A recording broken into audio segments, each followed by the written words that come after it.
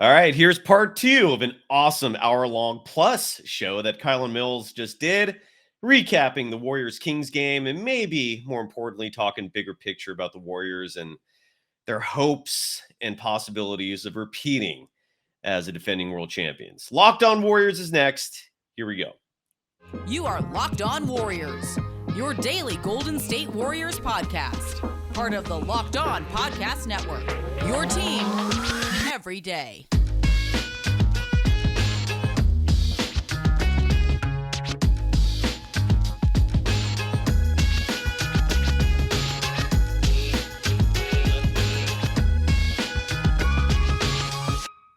Thank you for making Locked On Warriors your first listen every day. We're free and available wherever you get podcasts. Today's episode, once again, is brought to you by SweatBlock. If you or someone you love is experiencing embarrassing sweat or odor, try SweatBlock. Save 20% with the promo code LOCKEDON at sweatblock.com. Also available on Amazon. You can follow Kylen Mills on Twitter and Instagram at Kylen Mills. You can follow me, Cyrus Saatsaz, on Twitter at DogSurfRocho. Kylen, I have a proposal for what can fix the Warriors. All right. In terms of lineups, in terms of changes they could and should make. For starters, Andrew Wiggins played 40 minutes last night in game 11 of the regular season. I understand the team was desperate for a win. He did have a solid game, by the way. He had 25 points, grabbed 10 rebounds. He's never much of an assist man, but that's okay. He shot 10 for 17 from the field, 50% from three, made 4 of them. But 40 minutes is too much. You cannot be giving Andrew Wiggins routinely 40 minutes a night. And the fact that they needed 40 minutes from him to beat the Kings barely at home, concerning. Draymond, so lower that to like 34 minutes a game. Draymond Green played 36 minutes last night. Offensively, he was awesome. By his standards, 11 points, 8 rebounds, but 36 minutes is too much for him. Take that down to 30, all right? So that's another 6 minutes you've saved right there. We have 12 minutes now. We can redisperse to other players. Kevon Looney played 20 minutes. I thought that was perfect. By the way, he had 13 rebounds. It was a solid game for him. You're fine there, all right? Looney stay tight, 20 minutes. Klay Thompson. Well, I want to touch on him with you in a second because I'd love to get your input because Klay Thompson so far is not having a great year. There's no doubt about that. There's no argument. I don't think you'll even get a dispute from Klay. He's still working his way into shape. The question now is he ever going to regain his old form? I'm still confident in Klay. I believe in him, but it's concerning. He played 37 minutes last night.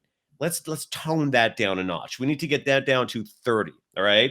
That's now 19 minutes you have for other players. And then Stephen Curry, who played 38 minutes, heroic performance, 47 points, 8 rebounds, 8 assists. He shot 17 of 24 from the field, 7 of 12 from 3. I believe that was his 47th career 40-point game, which is a staggering number. He scored 30 or more points now in 8 of the team's first 10 games. He's lights out. But I don't like seeing 38 minutes from him in a regular season game. I want 34, 35 at the most, all right? So if you do that, if you go back to the numbers that they were at last year, these are numbers that were, for the most part, what they averaged a year ago. Maybe some of them go down a little more because they're older. But right there, I just found 23 minutes that you can distribute to the rest of your team, all right? Jordan Poole played 22 minutes.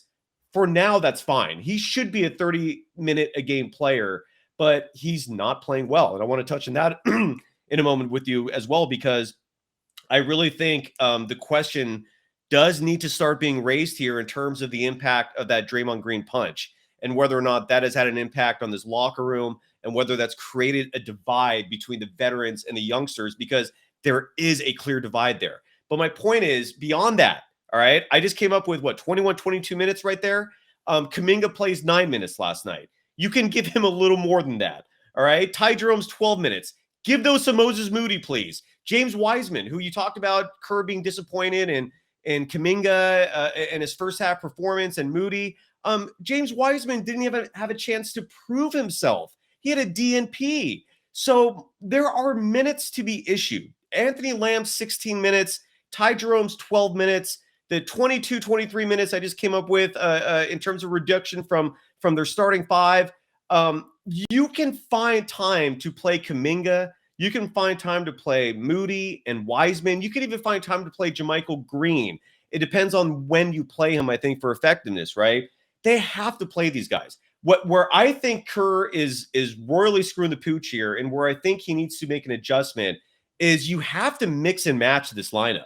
Like if Klay has to come off the bench, so be it, right? Like if Wiseman, if you need to start Wiseman and surround him with veterans who are going to help him out, who are going to coach him on the court, so be it. Make James Wiseman your starter. Bring Kevon Looney and Klay off the bench, or find some sort of recipe there where you're integrating your veterans with your youngsters. So you're not having a bench out there that's just all ineptitude, right? Your thoughts on my proposal for minutes distribution? I know I took up a lot of time there. Your thoughts? I think that it's definitely not sustainable for any of the starters to keep playing all these minutes. And that was one of the big themes from postseason, was that, especially with Steph and what he did last night, was, he and Kerr were on the same page that it's not sustainable long-term for him to be playing so much, or for any of the starters. I feel like Steve Kerr feels like he has to play them those minutes, though, right now with where the team is at, in order to win. I mean, I think that that's where it's a little bit of a rock and a hard place, because I'm assuming, like I said, that's what I would assume would be the thought process. And I think Kerr has actually confirmed that, was that, he felt like he had to have Steph out there. And with Steph getting, that rest in their last game, sitting out along with some of the other veterans, that he felt like it was okay to, stretch the minutes a little bit just to get this win, because the team needed it so badly. But moving forward, they can't be doing that night in and night out. And, I think the next stretch of games, absolutely, that should not be the minutes distribution we're looking at. I think that was a little bit of a product of where the team was at, how badly they needed to win. And then Steve Kerr feeling like that's, those are the players that have to be on the floor in order for them to beat a below average Kings team, which is kind of scary, to be honest. But moving forward, I think there absolutely, though, should be less minutes for the starters and find a way to distribute some of those minutes to some of the young players. I don't disagree with that. One thing I will say is that I was looking at Steph Curry, and he's literally putting up career numbers. I know you were just talking about the night he had last night, but like, if he were to continue at this pace of just points per game, 32.6 on the season as of right now, of course, this is a very small sample size, not, anywhere near an 82 game sample size, but still, that would be the most career, that he would be averaging, in addition to his rebounding. Like, the fact that Steph Curry is leading the team when it comes to rebounds, to me, is a huge problem. Where's our post play? Where's the hustle? Because to me, the rebounding is just a little bit of a hustle factor more, than anything, and just getting to your spots, playing physical, boxing players out. And the fact that Steph Curry has been the one doing that and running down balls more than anyone else, like, that's just crazy to me. So I don't know. I just want to touch on the fact that Steph Curry is putting up career numbers, and there's also no way that he can sustain that for the rest of the season, that type of offensive workload. What is the solution? I do think that some of the youngsters, I think it's a combination of both. They do need to, I understand the concept, they need to earn their minutes by playing like they've earned them, but also Steve Kerr needs to give them a little bit more leeway to develop and to try to work through some of these issues. Yeah, I agree. I want to play the soundbite from Steph, and you're absolutely right. He's having a career year so far. I mean, this is possibly the best we've ever seen him. And last night he talked about how the Warriors need to make some changes if they're going to turn this ship around. True. Steve used the word like unsustainable, for you needing, basically 47 tonight. Does it feel like an added burden early in the season? Considering it seems like you're always coming back into deficits, all that. Not the way I'm playing as a burden, because you expect to play like that every night. But it's the message of just how fine or thin the margin is of winning in this league. Like, I mean, there's no secret about just how, we have some roller coaster rides in the middle of games, and you have, like I said, you come out in the first quarter and you have a pretty good lead. You have not just a score, but we have control of the game. And then guys get going. I mean, Malik Monk hits 3 threes. D. Fox gets going, and you look up and you're down. And it's it's part of our story right now, but it's, something that we need to correct if we really want to be a serious team that's going to try to be who we say we are. So whatever it takes to make those changes as a group, we got to do that. Yeah, and I want to get your thoughts on that, Kylen, in just a second, because the divide between the veterans and the youngsters goes beyond coaching. I mean, Steve Kerr's making these decisions, but you're seeing on the court Steph's frustrations with these youngsters, right? Like we saw on the road trip, him and James Wiseman, it was a pick and roll where Wiseman set a horrible screen, followed that with just a lousy excuse for a roll. Stephen Curry was frustrated at him for that. And then Wiseman, and the audacity of this was that Wiseman was upset that Steph did not feed him the ball in the post after that. That was wild to me. And then last night, there was a moment where Steph was frustrated with Moses Moody. And so there's clearly a divide here. And I want to get your thoughts on that.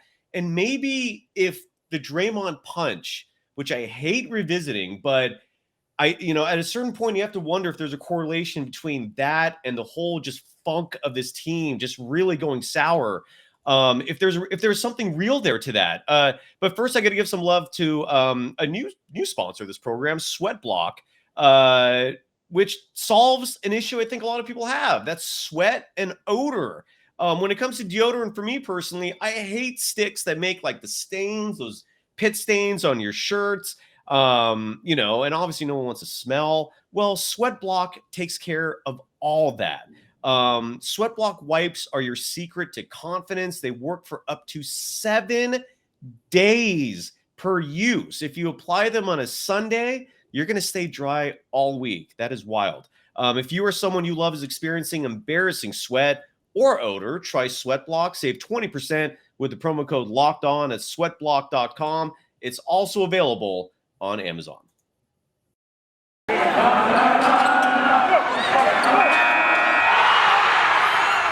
You are Locked On Warriors, your daily Golden State Warriors podcast. Part of the Locked On Podcast Network, your team every day. Thank you for making Locked On Warriors your first listen today. For your second listen after us, check out Locked On Sports today. From the games that matter the most to the biggest stories in sports, go beyond the scoreboard and behind the scenes with local experts and insights only Locked On can provide. Locked On Sports today, available on this app, YouTube, and wherever you get your podcasts. You can follow Kylen Mills on Twitter and Instagram at Kylen Mills. Kylen, your thoughts on that Stephen Curry attribution, your thoughts on just the divide between the veterans and the youth, and whether or not you think that punch is still affecting this team. Your thoughts on all that, please. I mean, I think there's clearly and definitely a disconnect between this first and second unit and some of these young players. And that's where I'd hope that a guy like Andre Iguodala would be able to help bridge the gap. And I think that's exactly why the Warriors kept him around in this roster while we have yet to see him actually play in a game. And I know that's something a lot of people have been questioning is, would that roster spot have been better used on a player who could actually contribute, or a veteran who would see more time on the floor with clearly a young second unit that desperately needs it. But I do think that Andre Iguodala's leadership should be, and I'm assuming is crucial in this in trying to bridge that gap. I do think there is clearly a disconnect as for whether or not the Jordan Poole punch was a factor in that. I don't know. I think there's certainly, when it comes to Draymond and Jordan's situation, has been their relationship rather. I think there have certainly been long-lasting effects, and I don't think that those two are buddy-buddy. But as far as like creating a divide in the team, I would assume not. I mean, they've all made it pretty clear that this team is solely focused on winning and that they wanted to move forward. And Jordan Poole signed off on Draymond Green not getting suspended and said he wants to show up to work and do his job and this, that, and the other. I get the speculation, but I mean, as far as that creating a full, that first and second unit, the young versus old divide, I wouldn't think so. I do want to switch gears, though. If you have anything to add on that, go for it. But just to talk about Klay Thompson, because to me, that's another piece of the puzzle that's majorly been missing. Not only has Jordan Poole been playing poorly, but Klay Thompson is the other player we haven't talked about who is just really struggling this season outside of just the second unit struggles. Like, the Warriors need him to start playing big, and he just has not been able to produce. I want to respond to that first with Energy Mannerfest, who writes, I'm still dying on the start JP with Steph, Klay, Wiggs, Dre, and have Loon anchor the second unit defensively. He'll LOL. Come up with a better idea. And I also didn't say that. I don't think you should start Jordan Poole. What I would ideally like to see is a starting lineup with Steph, Moses Moody, Wiggins, Draymond, and James Wiseman. You're going to have to mix these two if you're going to get any legitimate production out of them. You cannot have these endless rotations where you have your starting five that does all the heavy lifting, and then you bring in a bench that does nothing and wipes away all their productivity. This is the roster the Warriors built. You have to live with this. And what they're doing right now is not working. So in regards to Klay, again, look, he's not playing good. He's not playing good right now. Clearly, the lack of conditioning has played a huge part in this. In the sense that, look, he's coming back still from those two major injuries. He did not go through his traditional routine in the offseason of playing pickup ball. And in case people are not aware of this, professional athletes are creatures of routine. Take away just superstitions, right? And there might be some sort of correlation, some synergy there between the two. But this is how pro athletes think. They are creatures of routine. When you mess that up and you disrupt what they've been doing year after year for I don't know how many years that Klay's been doing that, it's going to have an effect.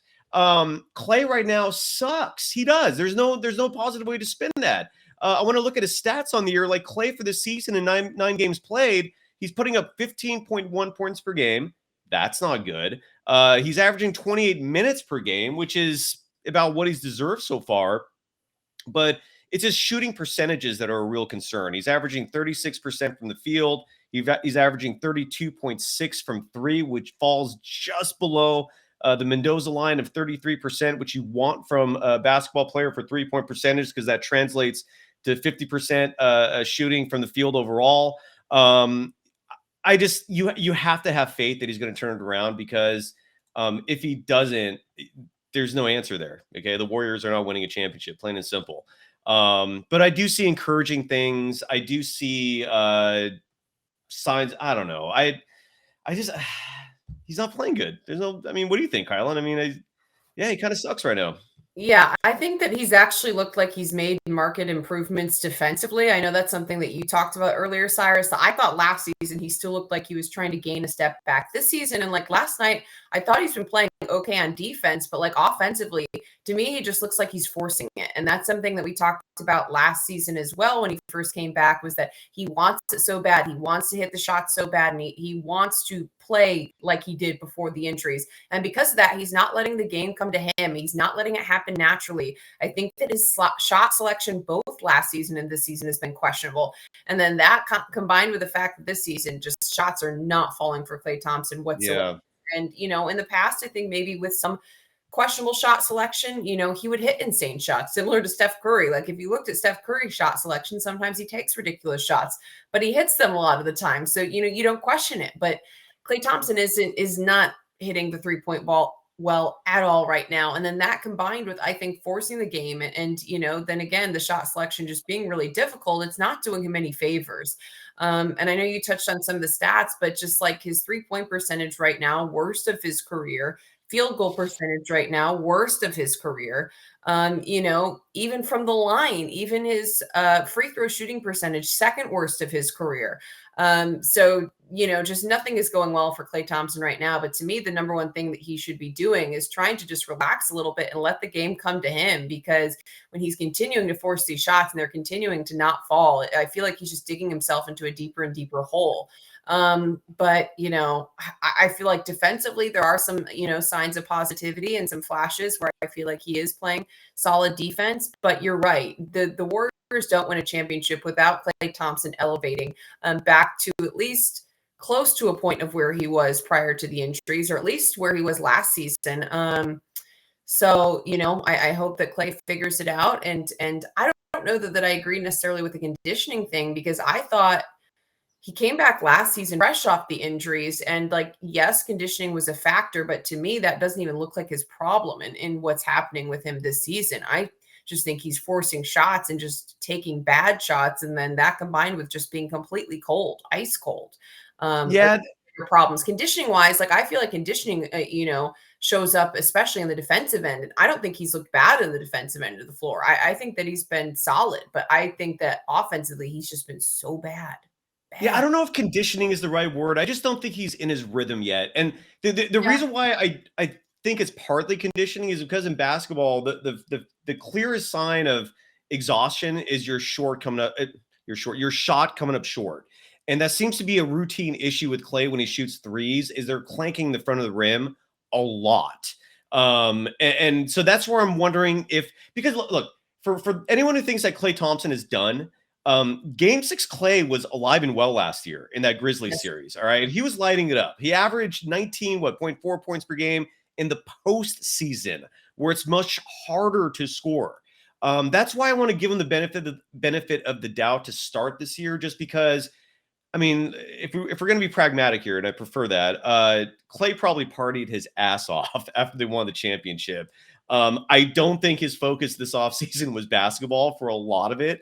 And when it came time to ramp up, and what he normally would have done is play pickup basketball, instead he was spooked, and rightfully so. I mean, I don't think anyone with a right mind could blame him. I mean, given that's how he tore his Achilles. I want to give him the benefit of the doubt. When I say wait 25 games before hitting a panic button, that applies very specifically to Klay Thompson. But maybe, and that's where maybe taking him off the bench might help. All I know is that what the Warriors are doing now is not working. And the Warriors constructed a roster that clearly needed to be reliant on the three youngsters of Wiseman, Kuminga, and Moody.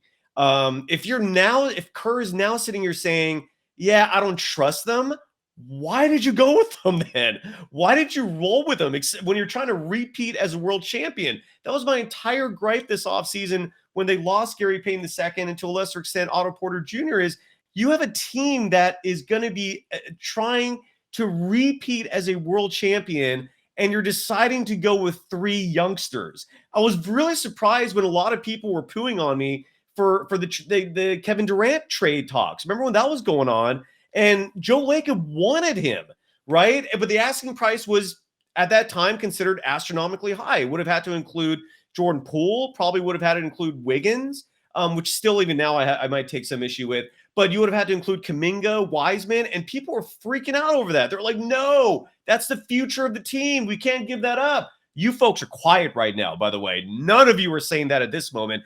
We're going to wrap the show up after I give some love to BetOnline. Kylen, I got to ask you this. The Warriors' next game, I feel like if they're going to have a reprieve, now is the best time for that. They're off today. We're recording this on Tuesday, November 8th. They're off tomorrow. They're off Thursday. Then they host a red-hot Cleveland Cavaliers team on Friday. What do you think the spread, the betting line will be for that game? And might as well just tell me what you think is going to happen in that game. I know it's 3 days away, but your thoughts? What would the spread be? I don't know. Just tell me. I don't have thoughts because I don't have it. This Warriors team, they're in a very strange place. What I do think is great, though, is the several days off this week would be an excellent opportunity for this coaching staff to reevaluate the rotations. To me, the number one solution they've got to be looking at right now is shaking up the rotations, because it's just not working. Having all the veterans and the starters playing in that first unit, and then having the second unit come in and just stink it up. And I completely agree with what you were saying, that I think they need to shake up some of those rotations to try to get some of those young players going. I know Klay Thompson's another player who still kind of needs to get going. But they've got to switch some things around, because I just think that the first five and the second five they've got right now, clearly it is not working. And adding a veteran presence to that second unit, I think, is huge. I wish Andre Iguodala would come back, because I actually think that he would be critical if he was inserted in that second unit. But we still don't have any update on when Andre Iguodala is going to be able to play in a game. So supposedly Friday. Supposedly Friday. He's going to play Friday, because that supposedly he tweeted out this thing that said 7 days, and then I saw that. So that was the assumption there. Mysterious. And Dante DiVincenzo is coming back too, which actually I think will be huge. He's been missed. He's been clearly missed. I mean, they added him for a reason. So Sorry to interrupt you, but yeah. Yeah, no. So I think, I mean, getting Iguodala back and putting him in that second unit, I think would be really, really helpful. But I still think that shaking up the rotations, and I wouldn't mind seeing a shake up in the starters just to try to get some of these players going, try to, help the second unit grow a little bit and then break up some of the struggles they've been dealing with. But this is a good week since they do have some time off to practice to try to make some adjustments and make some tweaks. I agree. And the reason Reset why I a asked little about bit. Yeah, no, and the reason why I asked about the spread is the spread is not available yet. Usually, a game that far off, they don't usually post lines, but I'm genuinely curious that if I go to betonline.net or just BetOnline's main website to look up that line when it comes out probably Wednesday or Thursday, if the Warriors for the first time in I don't know how many years might be a home underdog. I'm really baffled by that, and that would be I don't even Possible. want to. It's possible, and the fact that it's possible just really I know. Well, bums me out. that's what gave me pause. It's just the fact that the Warriors are struggling so bad and that Cavs are so hot that even at home, it's possible. Yeah. Yeah. Well, look, you can get the latest odds and trends for every professional and amateur league out there, including Kylen, all the games you're covering for the Pac-12, from football, the basketball, the soccer, and esports. We've got it all at betonline.net. If you love sports podcasts, they got those as well. They're the fastest and easiest way to get your betting fix. Head to the website today or use your mobile device to learn more. BetOnline, it's where the game starts. You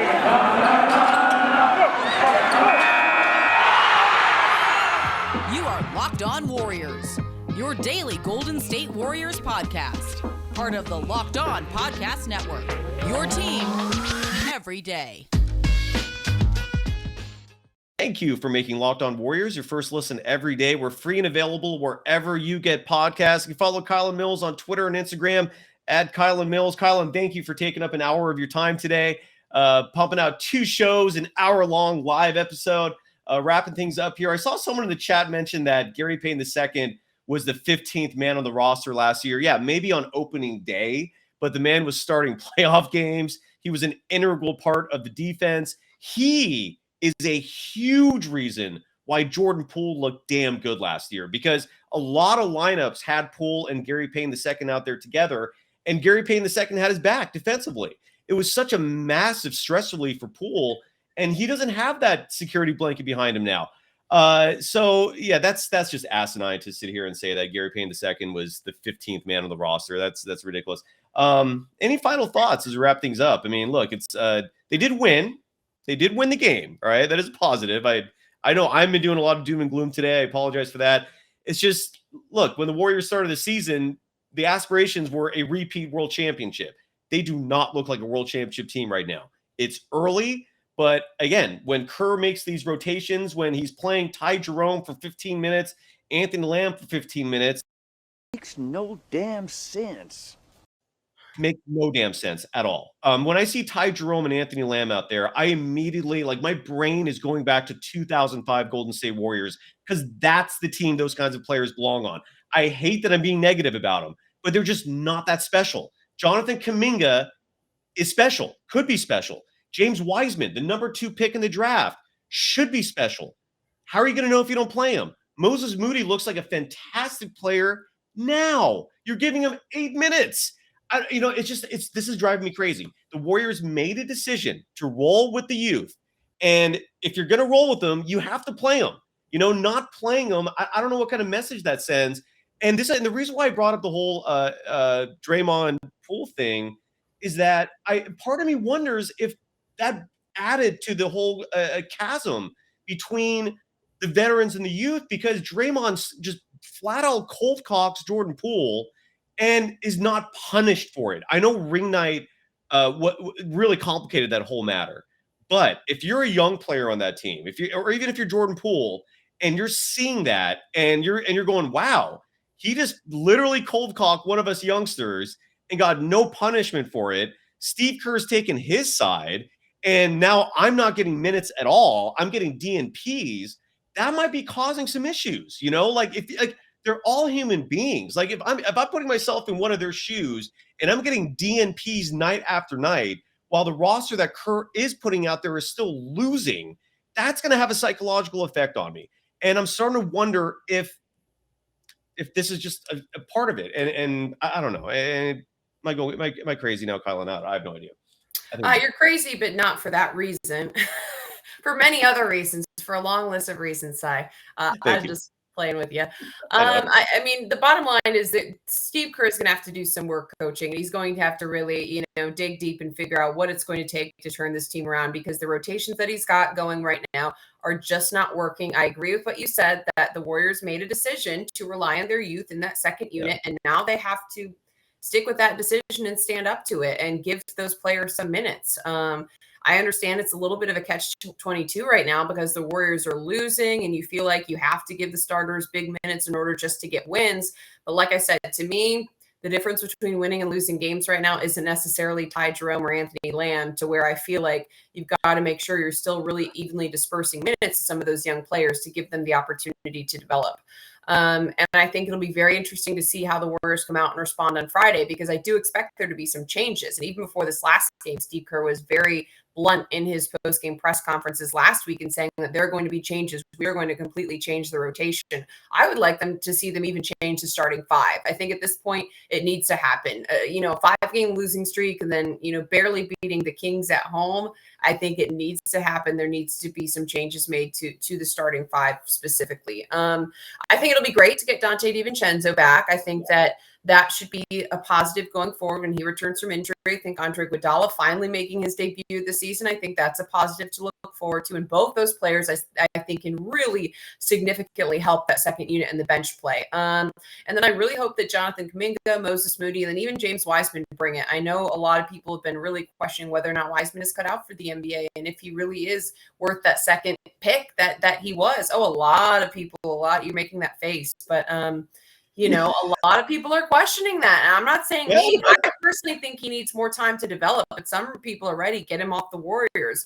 I want to see Wiseman get more minutes before making that decision. So I think that, it's going to be key for Steve Kerr to figure out how to do that while still potentially getting wins for the team. And I think that's another big difference between this season and last season with some new pieces on the team. There also were growing pains last season. And I think that a lot of times that gets overlooked because the Warriors were still winning. You mentioned that 10-1 start last season, and especially in the first half of the season, they were so strong, the top team in the Western Conference. So I think you kind of forget because they were still winning while going through the growing pains, versus now they're going through these growing pains and they're losing. And that makes, just such an extra sense of urgency and desperation from the team. And I feel like it puts a bright light on some of the problems they're dealing with right now. But I do still think there's time for the Warriors to right the ship and turn this thing around. But I think that 3 days off, Friday is going to be very telling, because that's plenty of time for this team to get in the gym, to practice, to reset, and for Kerr to really try to play with some of these rotations and see how they look, especially in the gym. So what is he going to come up with? I think this is going to be one of the biggest tests of Steve Kerr's coaching tenure with the Warriors. Yes, absolutely right. 100%. I just want to see how this looks real quick, because I can't thank, it has to be new. Because I can't thank the people in the chat today enough. You have been providing such fantastic content. You've been professional. You've been mature. Bravo, folks. I sincerely thank you for that. I just want to see how the overlay look with two people there. You can follow Kylen Mills on Twitter and Instagram at Kylen Mills. You can follow this program on Twitter at Locked On Dubs. Anything we've forgotten before we call it a day, Kylen? That was an awesome hour plus. Thank you as always. You were one of my favorite people on this planet. Anything else? Are we done? We good? Steve Wilton just made a good point in the chat, talking about good people in the chat. And this is something that we've brought up in previous episodes, but It's another good point to make when the defense is struggling, that you're absolutely right.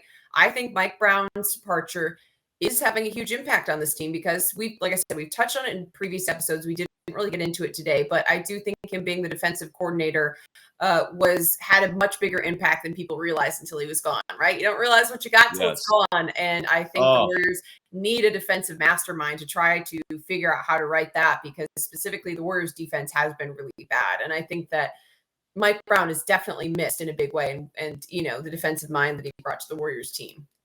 Absolutely.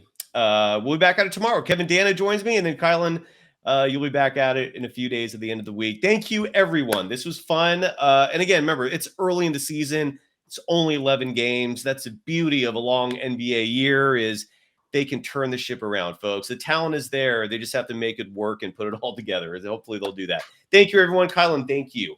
Until the next show.